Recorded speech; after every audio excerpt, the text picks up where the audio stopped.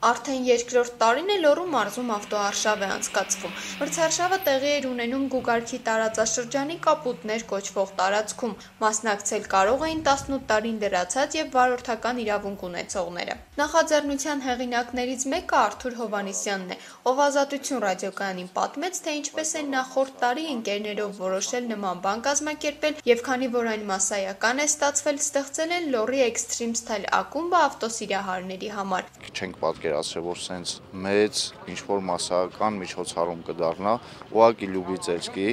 սիրահարականով ցանկություն ուներ գալ մասնակցեր, բայց դառավ մասսայական ու հասկացանք, որ բոլոր մասնակիցներին շատ դուր է գալիս այս միջոցառումը, որոշեցինք, որ դարձնել ավանդական։ Մրցարշավին թվով 13 լոռեցի վարորդներ պայքարում էին առաջին տեղի համար։ Այստեղ հավաքվել էին նաև էքստրիմի սիրահարներ, ովքեր ուղղակի փորձում էին հաղթահարել մրցուղին։ Երկու անգամ փորձել ենք, լավ է ստացվում։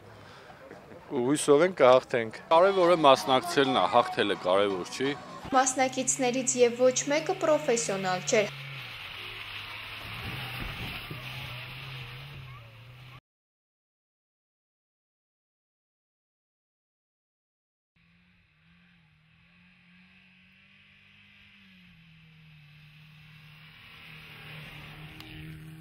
Լինի Երևանում թե Լոռիում նպատակը մեկն է։ Երկրում զարգացնել էքստրեմալ սպորտաձևերը։